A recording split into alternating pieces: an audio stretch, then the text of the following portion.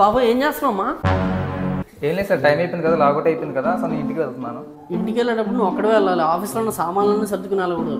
Office ఏం కాదు sir, ఇవన్నీ నా సామాన్లు నేను ఇంటికి పట్టుకెళ్తున్నాను. నేనేం చూడలేదు అనుకున్నావా? అక్కడ ఉన్న కాఫీ మగ్గులు, గ్లాసులు, ఏసీ రిమోట్లతో సహా మొత్తం తీసుకెళ్ళిపోతున్నావుగా. తప్పే ఉంది సార్, నా థింగ్సే కదా. This is my office, this is my life, this is my kick.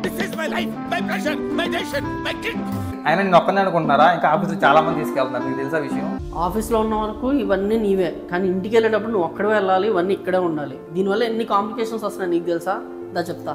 So రీసెంట్గా ఒక ఆఫీస్లో ఏం జరిగిందంటే, ఇలాగే ఎంప్లాయీస్ ఆఫీస్ టైంలో వాళ్ళ ఆఫీస్ వైఫై వాడుకుంటూ ఏజియో, నెట్ఫ్లిక్స్ లాంటి సినిమాలు చూస్తున్నారని, అలాగే ఆఫీస్లోని షుగర్ బ్యాగ్స్, టీ బ్యాగ్స్, ఇంకా దాంతో మొదలుపెట్టి ఉన్న సామాన్లన్నీ ఇంటికి తీసుకెళ్తున్నారని తెలిసి ఆ హెచ్ఆర్ ఆ ఎంప్లాయీస్ అందరినీ తీసుకొచ్చి అందులో కొంతమంది టర్మినేట్ చేయడం కూడా జరిగింది.